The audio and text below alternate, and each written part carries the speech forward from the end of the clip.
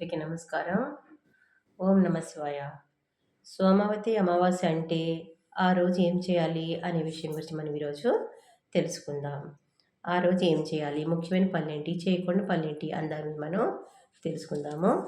అయితే శివునికి సోమవారం అంటే చాలా ఇష్టం. ఆ విషయం అందరికీ తెలిసిందే. అయితే అమావాస్య నాడు ఆయనను పూజిస్తే కూడా విశేష ఫలితం లభిస్తుందని చెప్తారు. ఇక సోమవారం అమావాస్య కలిసి వచ్చే రోజే సోమవతి అమావాస్య. శివారాధనకు ఇది ఒక విశిష్టమైన రోజు.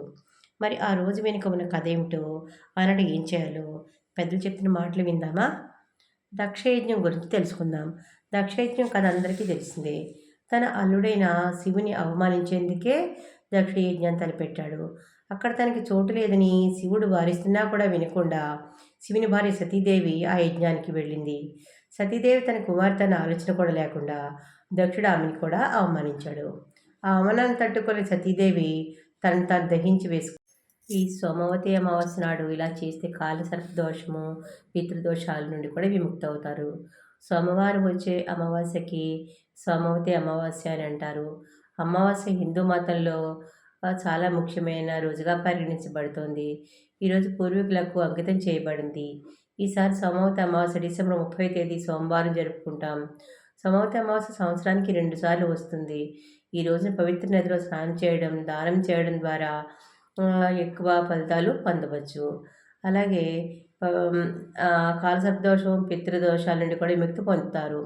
సోమవతి అమావాస్య రోజు పార్వతీదేవిని, శివుడిని పూజించే సంప్రదాయం కూడా ఉంది. అలాగే రావి చెట్టుని కూడా పూజిస్తారు. సోమవతి అమావాస్య రోజున స్నానం ఎప్పుడు చేయాలంటే డిసెంబర్ 30 ఉదయం 4 గంటల 1 నిమిషానికి తెల్లవారుజామున చేయాలి. డిసెంబర్ 31 తెల్లవారుజాము 3 గంటల 56 నిమిషాలతో ముగుస్తుందన్నమాట అమావాస్య తిథి. ఈ రోజున ఉదయం 5 గంటల 24 నిమిషములకు నుండి 6 గంటల 19 నిమిషాల వరకు స్నానం ఆచరించి దానం చేస్తే కూడా చాలా శుభప్రదం అవుతుందన్నమాట.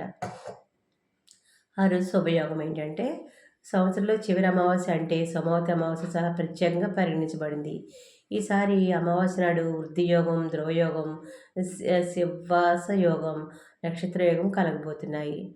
పూజా విధానం ఏంటో చూద్దాము. సోమవతి అమావాస్య రోజున పూజ చేయడానికి ముందుగా బ్రహ్మముహూర్తంలో నిద్ర లేచి స్నానం చేయాలి. ఈరోజు గంగా స్నానానికి ఎక్కువ ప్రాముఖ్యత ఉంది. అందుకే గంగా స్నానం చేసి తర్వాత సూర్య భగవానుడికి అర్ఘ్యం సమర్పించాలి.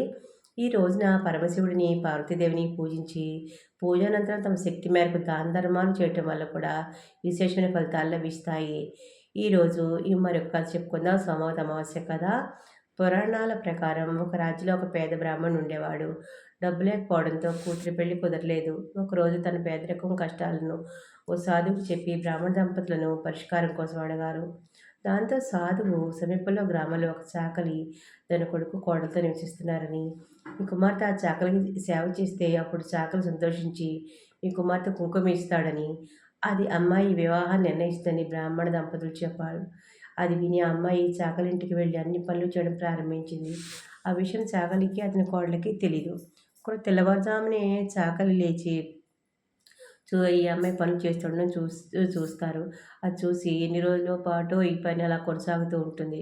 ఒకరోజు చాకలి ఆ అమ్మాయిని కారణం అడగగా సాధువు చెప్పిందంతా ఆ అమ్మాయి చాకలికి చెప్పింది. అయితే మాట విని చాకలి ఆమె అడిగిన కుంకుమ ఇవ్వగా అదే సమయంలో చాకలి భర్త మరణించాడు. దీంతో మనస్తాపానికి గురైన అమ్మాయి ఇంటి నుంచి వెళ్ళి ఏం చేస్తుంది, రావి చెట్టు దగ్గరికి వెళ్ళి 108 ప్రదక్షిణాలు చేస్తుందనమాట. 108 ఇటుక ముక్కలు తీసుకుని అది ఒక్కొక్కటిగా విసరడం ప్రారంభించింది. ఆ అమ్మాయి ఇలా చేయడం వల్ల చాకలి భర్త మళ్ళీ బతికాడు. చాలా శుభం జరిగిందనమాట. ఆ అమ్మాయి రావి చెట్టు ప్రదర్శన చేయడం ద్వారాగా ఈ సుఫలితాలు పొందింది. అంచేత ఈ సోమవతి అమావాస్య రోజున రావి చెట్టు ప్రదర్శన చేయడం వల్ల కూడా మంచి జరుగుతుందని చెప్తూ ఉంటారు. అంతేకాకుండా పితృదేవతలను కూడా తలుచుకుని వారికి కూడా భోజనం పెట్టడం కానీ, అలాగే పితృ రుణం తీర్చుకోవాలని అంటారు. పితృదేవతలకు కూడా ఆహారాన్ని అందించడం వల్ల కూడా, బ్రాహ్మణులకు భోజనం పెట్టడం వల్ల, స్వయంపాకాలు ఇవ్వడం వల్ల, అలాగే గుడిలో అభిషేకాలు చేయడం వల్ల కూడా పితృదోషాలు నివారించబడతాయి. కాబట్టి అమావాస్య రోజు పితృదేవతలకు ప్రత్యేకంగా పూజించాలి. మధ్యాహ్నం 12 గంటల టైంలో ఎవరు వచ్చినా సరే పితృదేవతలుగా భావించి వారికి భోజనం పెడితే చాలా మంచిది.